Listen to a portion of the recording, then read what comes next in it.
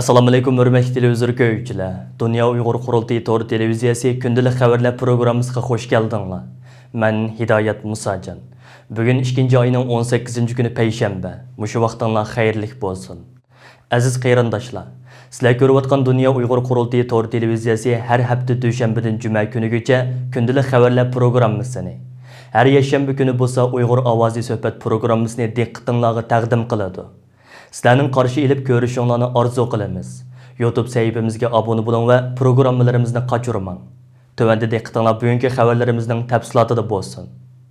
CNN televiziya to'rining xabar qilishicha, Amerika prezidenti Bayden 16 fevral kuni qilgan so'zida Xitoyning Uyg'ur kishilik huquq dafsandichiligi uchun badal to'laydiganligini bildirgan.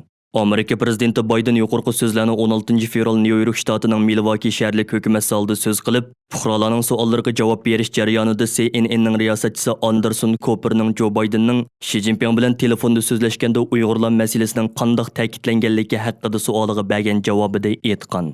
Prezident Joe Bidenning bildirishicha, u Xi Jinping bilan 2 soat suhbatlashgan bo'lib, Uyg'ur, Tibet, Hong Kong rayonidagi kishilik huquq masalasi va Xitoydagi planliq tug'ut siyosatini tilga olgan. U mundaq degan: Biz kishilik huquq masalasini cho'qim o'ttirg'i qo'yishimiz kerak. Bu bizning maydonimiz. Prezident Joe Biden so'zda yana Xitoyning tarixda sirtqi hujum ta'siridan birlikka kelinmagan ojiz davlat bo'lganligi uchun bugungi kunda birlikka kelgan Xitoy va Xi Jinping yadroligidagi hukumatning birlikka keltirish va qattiq boshqarish siyosatini ijro qilayotganligini, uning barliq qilmishlarining mushu ehtiyojga asosan elib berilayotganligini bildirgan. U yana kishilik huquq masalasining Xitoyga ta'sir ko'rsatadiganligini bildirib mundaq degan: Bu masala Xitoyning vaziyatiga ta'sir ko'rsatadi. Xi Jinping buni biladi. Men bu masalani oydinlashtiryapman. Biz kishilik huquq masalasidagi vakolatchi rolimiz bilan Birlashgan Davlatlar Tashkiloti va boshqa organlarda bu masalani davomli o'ttirg'i qo'yamiz. Bular Xitoyning pozitsiyasiga ta'sir ko'rsatadi.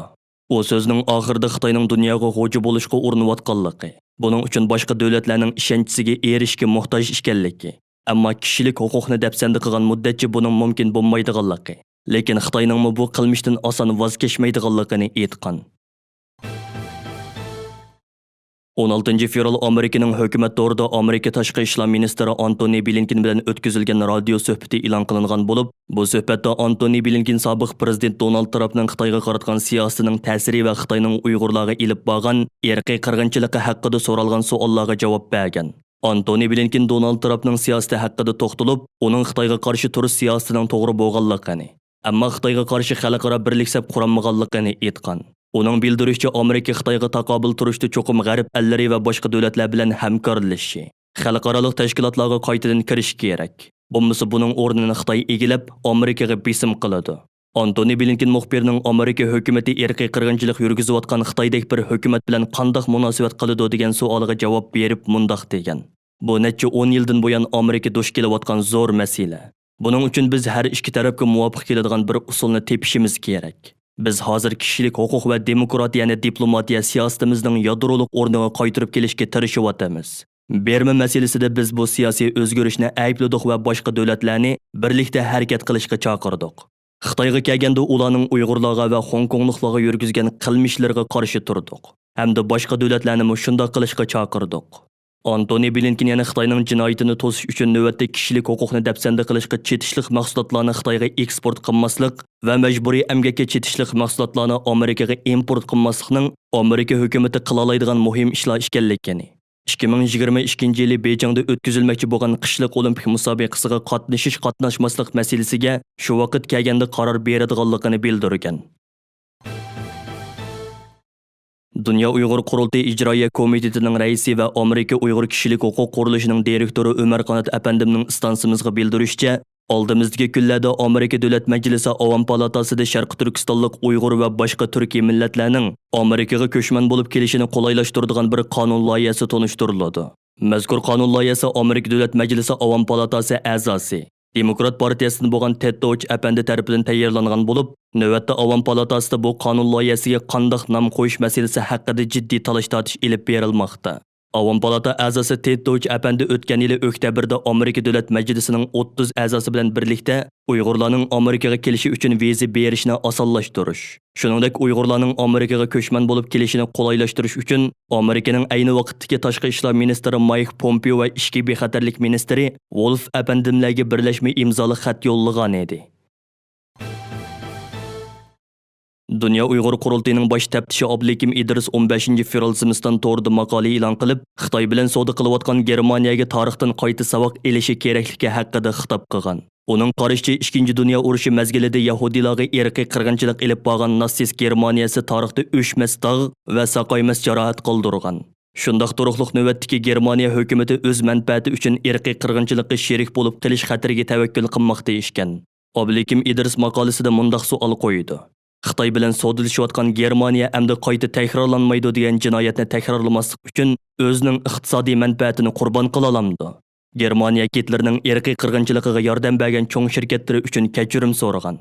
Ammo u nemishqa bugun irqiy qirg'inchilik yurgizayotgan Xitoy hukumati bilan savdo kelishimi tuzdi.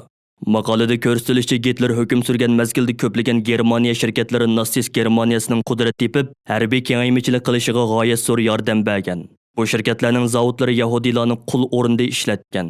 75 yildan keyin Xitoyda bu xil zamonaviy qulluq qayta paydo bo'lgan bo'lib, Germaniyaning Mercedes, BMW shirkatlari Uyg'urlarni qul o'rnida ishlatishdan foydalanib kelmoqda. Maqolada mundaq deyilgan: Natsistlarning Yahudilar, Sigallar va boshqa millatlarga yurgizgan irqiy qirg'inchiligini kishilar unutib qolgani yo'q. Germaniya natsistlarning bu jinoyatining o'rnini to'ldirish uchun Sharq Turkistondagi irqiy qirg'inchilikni to'sishi va bu jihatda Yevropaga bosh bo'lishi kerak. Shundala bu jinoyat endi takrorlanmaydi degan va'dasini ishga oshirgan va G'arbning qimmat qarashini qo'g'digan bo'ladi. Türkiye bilan Xitoy o'rtasida 2017 yili 5 oyning 13 kuni Beyjingda imzolangan va o'tgan yili 25 dekabr kuni Xitoy Xalq qurultayyi doimiy komiteti tomonidan rasmiy ma'qullangan 22 moddalik jinoyatchilarni o'tkazib berish kelishimining yaqinda Türkiye parlamentining tashqi ishlar komissiyasida ma'qullanib, parlament umumiy kengashining tasdiqlashiga sunilishi chet ellarda faoliyat ilib berayotgan Dünya Uyghur qurultayyi boshchiligidagi Uyg'ur tashkilotlarining kuchli noroziligini qo'zg'adi. Türkiye Gelecek Partiyasining muavin raisi Selçuk Özdağ'ning bildirishicha bu kelishim Türkiye parlamentining tashqi ishlar komissiyasida tasdiqlanib, parlament umumiy kengashining ovoz berishiga sunilgan. Selçuk Özdağ 17 fevral Türkiye parlamentining oldida axborot yig'ini o'tkazib, parlament rahbarlarining Xitoy bilan imzolangan bu kelishimni to'xtatib qo'yishni talab qilgan. Uning ta'kidlashicha, Xitoy hukumati xalqaro jamiyatning Sharq Turkistonda tekshirish ilib berishiga yo'l qo'ymaguncha Türkiye parlamenti bu kelishimni tasdiqlamasligi kerak ekan. Bunun oldida Türkiye İyi Partiyasining bo'lgan parlament a'zosi Ahad Andijanmo Türkiye parlamentida so'z qilib, bu kelishimni tasdiqlamaslikni talab qilgan. U bu kelishimda nurg'un yo'chiqlarning borligi, Türkiye Xitoyning jinoyat to'qish va jinoyat yaratish ishida qo'liga so'qib berilmaydiganligini eskartgan. Kishilik huquq tashkilotlarining aytishicha, agar bu kelishim ma'qullansa, Türkiyening Xitoy talab qilgan Uyg'urlarni Xitoyga o'tkazib berishiga texmo keng yo'l ochadi ekan. Dünya Uyghur qurultayyi hozirga qadar Türkiye parlamenti qonun komiteti bilan tashqi ishlar komitetining mas'ullariga, 100 nafarga yaqin parlament a'zosiga va Turkiyaning Berlindagi bosh elchixonasiga maxsus murojaatnoma yo'llab, Turkiya bilan Xitoy o'rtasida imzolangan jinoyatchilarni o'tkazib berish kelishimiga bo'lgan kuchli andisini ifoda qilish bilan birga, mazkur kelishimning parlamentda umumiy ovozga qo'yilmay turib rad qilinishini umid qiladiganligini bildirgan edi. Ondan boshqa yana Türkiye bilan Xitoy o'rtasida imzolangan jinoyatchilarni o'tkazib berish kelishimi Xitoy Xalq qurultayyi doimiy komiteti tomonidan rasmiy ma'qullangan kundan e'tiboran Turkiyadagi va boshqa ellardagi Uyg'ur tashkilotlari o'zlari turishliq davlatlardagi Turkiya elchixonalariga, Turkiyadagi har qaysi partiyalarga, parlament a'zolariga va yerlik ommaviy tashkilotlarga orqa-orqadan murojaatnoma yo'llab, muhojiratda yashayotgan Uyg'urlarning bu jihatdagi andishalarini bayon qilish bilan birga, Türkiye parlamentining barliq a'zolarini yuqorqi kelishimni qat'iy turda rad qilishga va Turkiyada panohlanib turayotgan Uyg'urlarni Xitoyga o'tkazib berishdan saqlanishga chaqirib kelmoqda.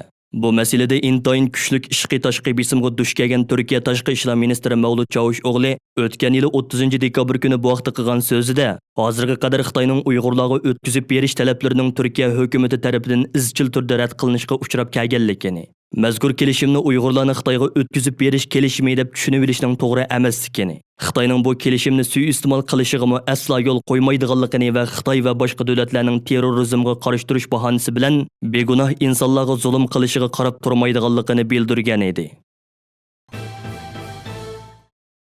Vatandagi urug' tuqqanlarining izdirikini qilib Turkiyaning Istanbul va Anqaradagi konsulxona va elchixonasi oldida norozilik harakati ilib berayotgan lager qurbonlari yaqinlarining bu harakatiga ovoz qo'shish harakati har qaysi ellardagi Uyg'urlar orasida uzluksiz zo'rayib bormoqda.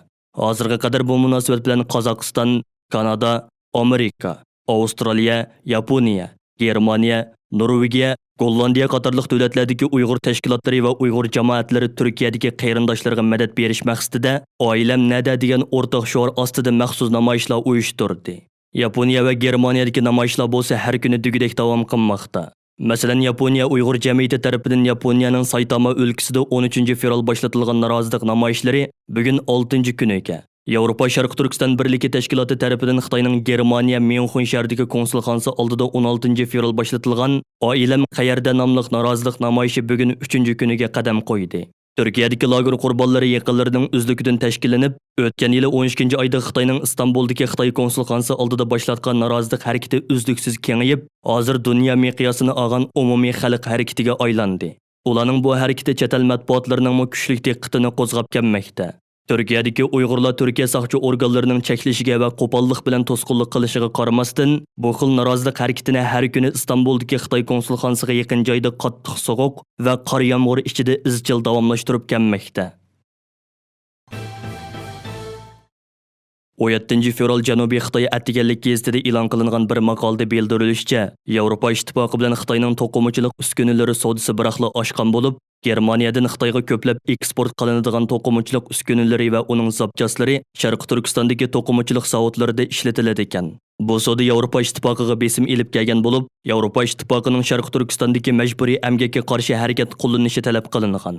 Maqolada ko'rsatilishicha, Germaniyani markaz qilgan Yevropa korxonalari Sharq Turkiston bilan qilinayotgan savdodan foydalanib kelgan bo'lib, Yevropa ittifoqi texi Sharq Turkistonga munosabatlik hech qanday cheklama yoki embargo yo'lga qo'ymagan. Ammo Xitoy bilan tuzgan mablag' selish kelishimi qattiq tanqidga uchragan. Sharq Turkistondagi kishilik huquq dafsandichiligi haqidagi isbotlar ko'plab oshkorlangancha, Yevropa ittifoqi uningga qarata harakat qo'llanish besimiga duch kelgan.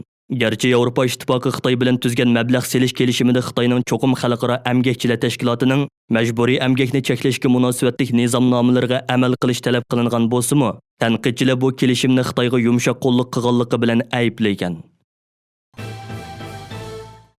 Norvegiya matbuotlaridan ma'lum bo'lishicha, Norvegiyadagi mashhur oliy maktablardan biri bo'lgan Bergen universiteti bu yil yanvardan boshlab Xitoyning Norvegiyadagi Kunzi instituti bilan bo'lgan hamkorlik to'xtamini butunlay bekor qilgan.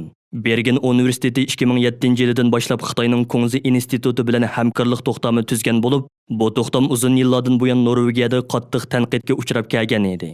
Norvegiya Uyghur komitetining raisi Baxtiyor Umar apandining bildirishicha, Norvegiyadagi Xitoy Kunzi institutining taqilishi Norvegiya Uyghur komiteti, Norvegiya Tibet komiteti, Norvegiya Hong Kong komiteti va Norvegiya Tayvan jamiyatining Xitoyga qarshi 2018-yildan buyon birlikda ilib borgan turli faoliyatlarining bir natijasi ekan. Norvegiya Roftu fondi jamiyati ilgari Xitoyning Kunzi institutining kommunistik ideologiyani g'arb qimmat qarashi ustiga dasitishga urinayotgan Xitoyning bir tashviqot apparati ekanligi haqida tadqiqot maqolalarini e'lon qilib, Norvegiyada zo'r zilzila qo'zg'agan edi. Hurmatli televizor ko'ruvchilar, yuqorida Dunyo Uyghur qurultayyi to'r televiziyasi күндىلىك xəvərlər proqrammasini diqqətinizə sunduq. Keyingi qitimliq proqrammamızda görüşəylik. Görüşkiçə aman boğaysızlar. Xeyir xoş.